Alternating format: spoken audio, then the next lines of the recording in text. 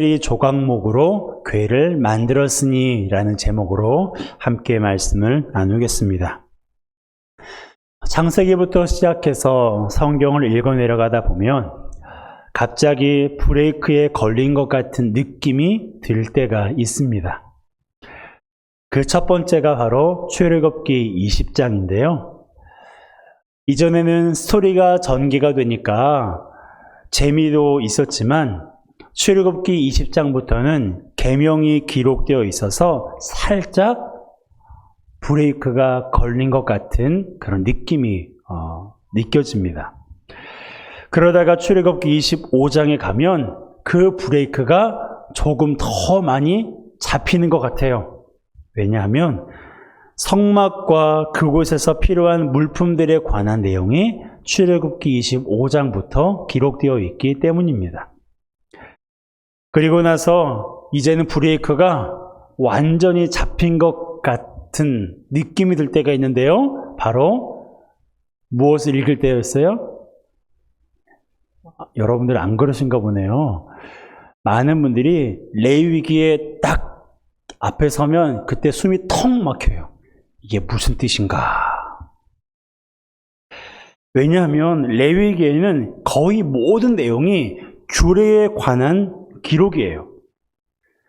그러니까 그 내용들이 오늘날 내가 살고 있는 이 시대와 거리감이 너무 멀리 느껴지니까 이 레위기 앞에서 많은 분들이 성경 읽기를 멈추기도 하고 이 부분을 뛰어넘기도 합니다.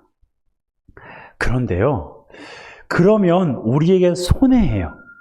뛰어넘거나 읽는 것을 멈추게 되면 그것은 우리에게 손해일 수밖에 없어요. 왜냐하면 하나님께서 그 말씀을 기록해서 우리에게 읽게 하신 이유는 그 말씀도 우리에게 필요하기 때문에 그렇습니다. 그렇지 않나요? 하나님께서 우리에게 필요하지 않은 말씀이라면 굳이 이 성경에 기록해 놓지 않으셨을 거예요. 레위기도 계명에 관한 말씀도 성막과 그 안에 필요한 물품에 관한 말씀도 다 우리에게 유익하고 필요하기 때문에 하나님의 성경에 일일이 세세하게 기록해 놓으신 거예요. 저는 이번에 그것을 또 한 번 깨달았습니다. 요즘 새벽 예배 때 출애굽기 말씀을 나누고 있는데요. 최근에 나누고 있는 내용이 성막과 그 안에서 필요한 물품들에 관한 말씀이에요. 그러다 보니까 스토리가 있는 말씀에 비해서 어렵게 느껴지기도 하지만 그곳에도 눈물겹도록 은혜로운 말씀이 있는 것을 발견했습니다. 그것이 바로 오늘 본문이에요. 자, 1절 함께 읽습니다. 부살렐이 조각목으로 궤를 만들었으니 길이가 2규빗 반, 너비가 1규빗 반, 높이가 1규빗 반이며. 1규빗은 팔꿈치에서 가운데 손가락 끝에까지의 길이를 말하는데요. 약 45.6cm 정도가 됩니다. 궤가 길이가 2규빗 반이었고 너비와 높이가 1규빗 반이었어요. 그러니까 직사각형 모양으로 되어 있었습니다. 그것을 누가 만들었다고요? 부살렐이 만들었어요. 부살렐이 조각목으로 그 궤를 만들었습니다. 그런데 이 말씀에 굉장히 놀라운 하나님의 섭리와 은혜가 들어있어요. 자, 그 이유를 말씀드릴게요. 첫 번째로 부살렐이라는 사람인데요. 성경은 분명히 그가 궤를 만들었다고 기록하고 있습니다. 이것만 보면 부살렐이 재능이 있어서 궤를 만들 수 있는, 나무를 제조할 수 있고 또한 거기에 순금을 덮일 수 있는 그런 재능이 있어서 부살렐이 궤를 만들었구나라고 생각하기 쉬워요. 그런데 사실은 그렇지 않습니다. 부살렐이 궤를 만들 수 있었던 것은 하나님께서 그에게 지혜를 주셨기 때문이에요. 출애굽기 35장 30절과 31절입니다. 함께 읽습니다. 여호와께서 부살렐을 지명하여 부르시고 하나님의 영을 그에게 충만하게 하여 지혜와 총명과 지식으로 여러 가지 일을 하게 하시되 자, 여기에 보면 하나님께서 당신의 영을 누구에게 주셨어요? 부살렐에게 주었어요. 부살렐에게 주어서 그로 하여금 충만하게 했다라고 기록하고 있습니다. 충만하게 했다는 것은 차고 넘치도록 주셨다는 것을 말해요. 하나님께서 그렇게 당신의 영을 부살렐에게 부어주셨기 때문에 지혜와 총명과 지식으로 부살렐이 여러 가지 일을 할 수가 있었던 거예요. 그 여러 가지 일이 다음 구절에 기록되어 있는데요. 자, 32절과 33절 함께 읽습니다. 금과 은과 노스로 제작하는 기술을 고안하게 하시며 보석을 깎아 물리며 나무를 새기는 여러 가지 정교한 일을 하게 하셨고, 자, 단어를 잘 보세요.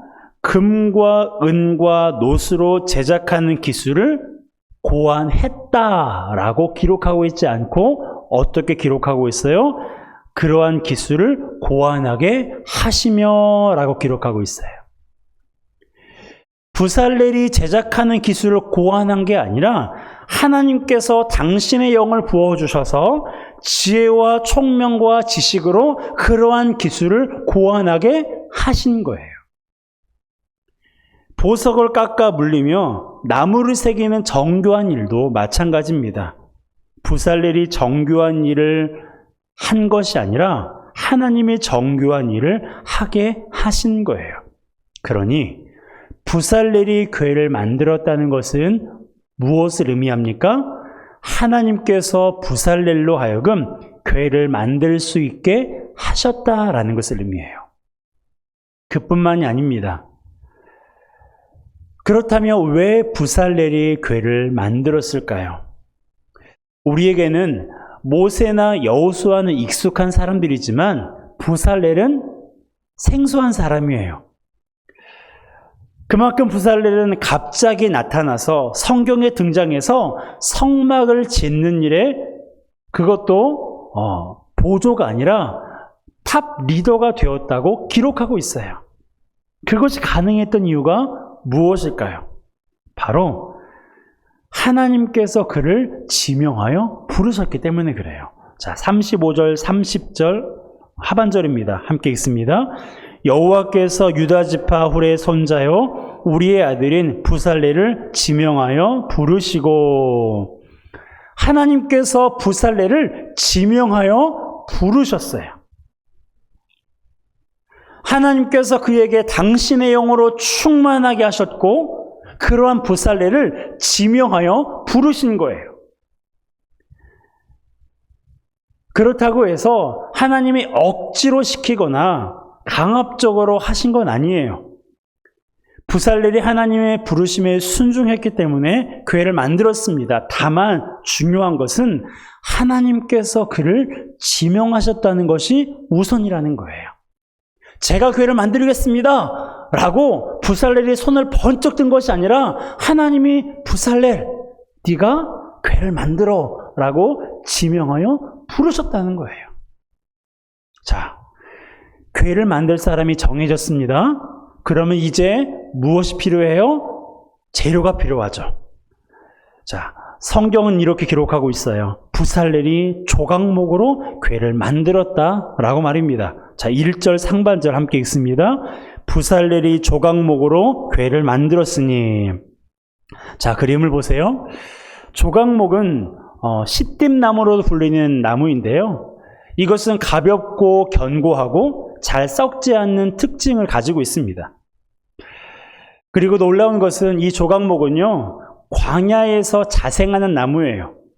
그러니까 광야에서 흔히 볼 수 있는 나무 중에 하나입니다. 지금 이스라엘 백성들이 어디에 있어요? 아직 가나안에 들어가기 전이에요? 광야에 있어요. 그러니까 조각목은 어디 멀리 가서 구해올 수 있는 그런 희귀한 나무가 아니라 그들이 쉽게 구할 수 있는 나무였던 것입니다. 그런데 여기에서 중요한 것은 이 조각목이 시띠나무가 광야에 그리고 자생할 수 있는 그 이유는 무엇입니까? 하나님께서 이 나무를 광야에 심어 놓으셨기 때문에 그래요. 다시 말하면 하나님께서 궤를 만드는 일에 나무가 필요했고 그 나무를 하나님께서 미리 예비해 주신 거예요. 준비해 주신 것입니다. 자, 궤를 만들 사람이 정해졌어요. 재료도 준비되었습니다.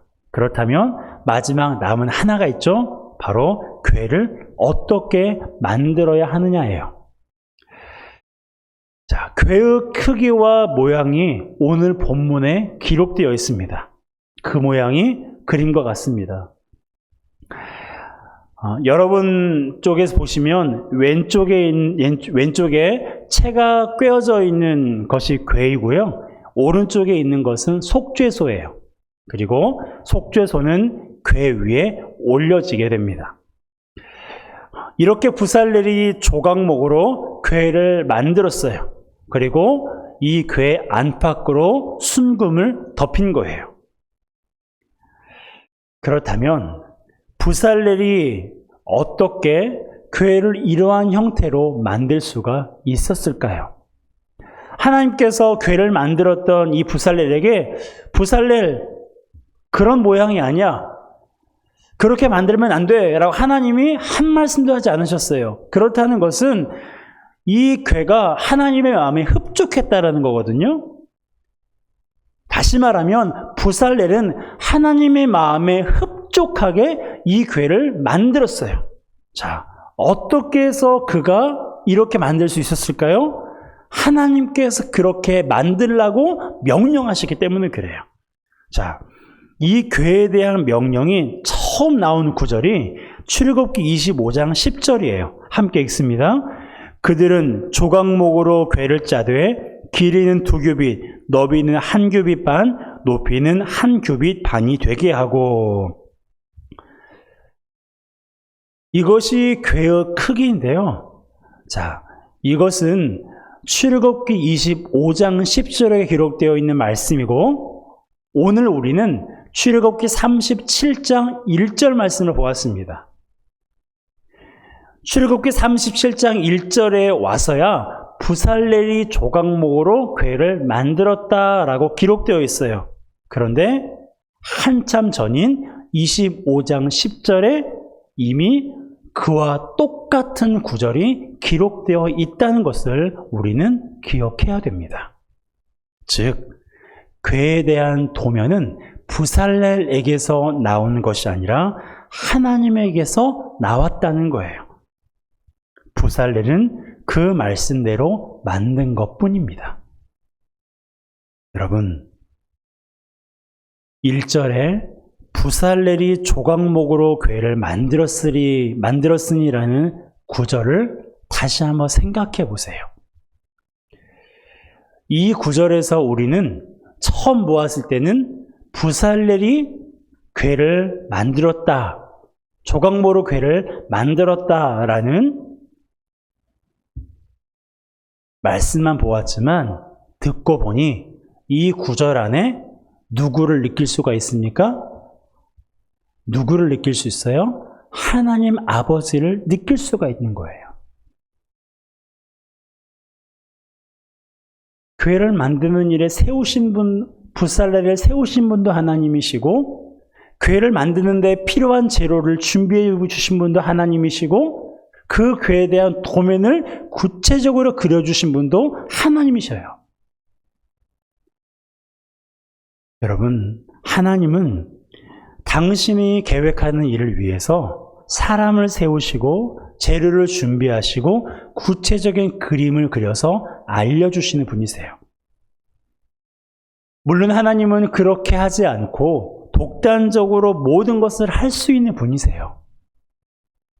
천지를 창조하실 때를 생각해 보세요. 누구의 도움도 받지 않으셨어요. 어떤 재료도 없었습니다. 그런데도 모든 것이 완벽한 세상을 창조하셨어요. 그런 분이 이제는 어떤 일을 하기 위해서 반드시 사람을 찾으세요. 사람을 찾으실 뿐만 아니라 그가 하나님의 명령대로 할 수 있도록 모든 재료를 다 준비해 놓으세요. 왜 그렇게 하실까요? 혼자 일하시는 게 힘드셔서요? 아니면 너무 오랫동안 일하시다 보니까 힘이 빠져서요? 그렇지 않잖아요. 그런데도 하나님은 우리를 통해서 하시는 이유는 우리에게 복을 주시기 위해서예요. 그리고 더 큰 이유는 우리와 더 친밀한 관계를 맺고 싶기 때문에 그렇습니다. 하나님과 친밀한 관계가 되는 것이 우리에게 유익하다는 것을 하나님이 너무나 잘 아세요. 그래서 이러한 일을 맡기고 하게 하심으로 하나님과 우리가 친밀해지기를 원하셔서 우리에게 일을 함께 하자고, 우리에게 일을 맡기시는 거예요. 하나님과 친밀한 관계가 되어질 때 유익한 것이 몇 가지나 될까요? 여러분, 몇 가지나 될 것 같습니까? 셀 수 없이 많아요. 하나님과 친밀한 관계를 살아가는 사람들은요, 하나님으로부터 오는 수많은 그런 유익함을 누리며 살아가고 있어요. 아무도 내 편이 되어주지 않는다고 느껴질 때요, 하나님께서 내가 너와 함께 있어라는 그 말씀이요, 얼마나 위로가 되는지 몰라요.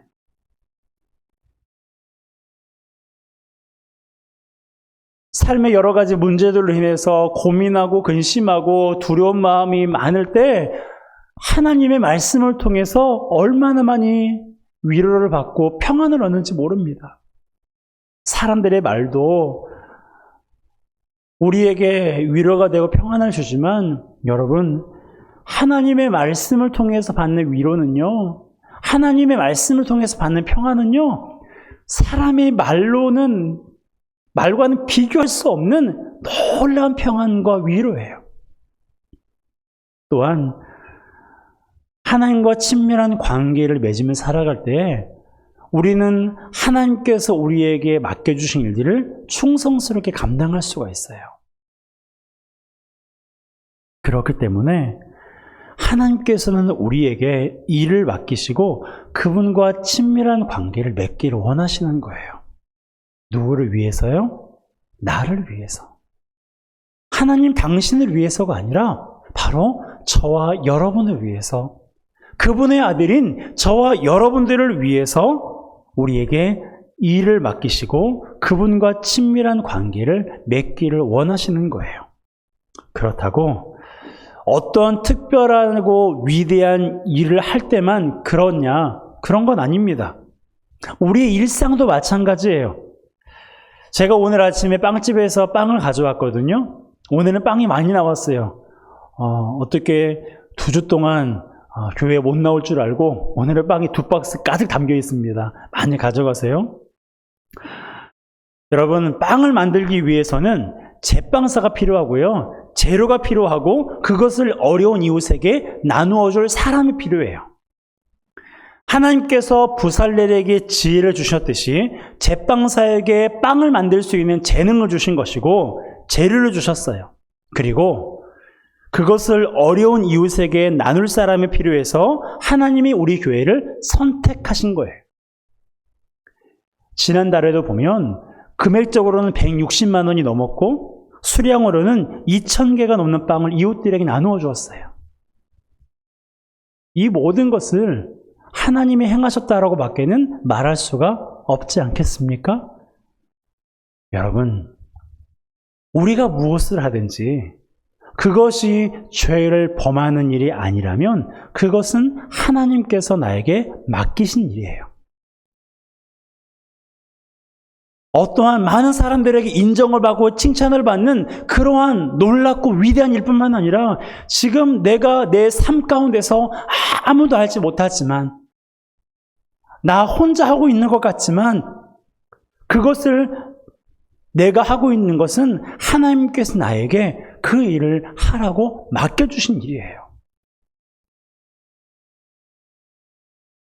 하나님은 우리의 일상을 주관하고 계십니다. 하나님께서는 우리에게 무언가를 맡기실 때 모든 것을 준비해 놓으시고 우리에게 순종을 요구하신다는 것을 기억하시기 바랍니다. 그러므로 내가 해보지 않은 일을 맡게 되거나 나와 어울리지 않는 일이 주어지더라도 못한다고 하지 마시고요. 하나님을 의지해서 그 일을 해보세요. 모세도 그렇게 많은 사람들을 이끌어 본 적도 없었지만 하나님께서 40년 동안 백성들을 이끌 수 있도록 도우셨어요. 요셉도 종으로 살아본 적이 단 한 번도 없었지만 하나님께서 함께 하심으로 형통한 삶을 살게 된 것입니다. 여러분은 지금 무엇을 하고 있습니까? 하나님께서 여러분에게 어떤 일을 맡겨주셨다고 생각하십니까? 하나님의 성전에 두어야 될 그런 교회를 만드는 일뿐만 아니라 우리 삶에 부살렐이 조각목으로 교회를 만들었다라고 하는 것처럼 내가 무엇을 하고 있다.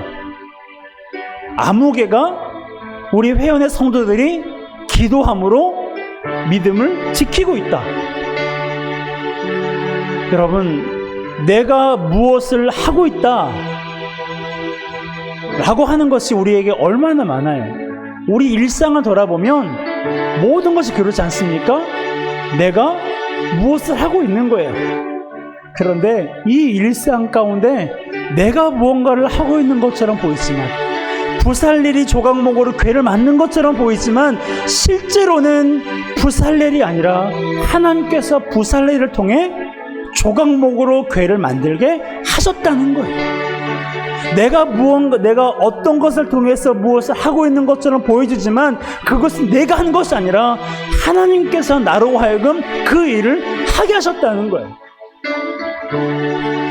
아무 준비도 없이, 아무 계획도 없이 하나님께서 그렇게 하지 않습니다. 여러분, 하나님은 우리의 일상을 주관하시는 분이세요. 표면적으로만 보면서 내가 했다라고 생각하지 마시고요. 내가 해야 된다라고 생각하지 마시고요. 하나님께서 그 일을 맡기셨으면 하나님이 하게 하세요.